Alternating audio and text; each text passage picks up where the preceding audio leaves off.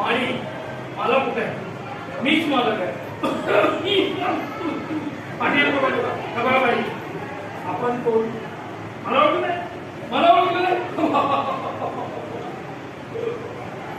ही कोण?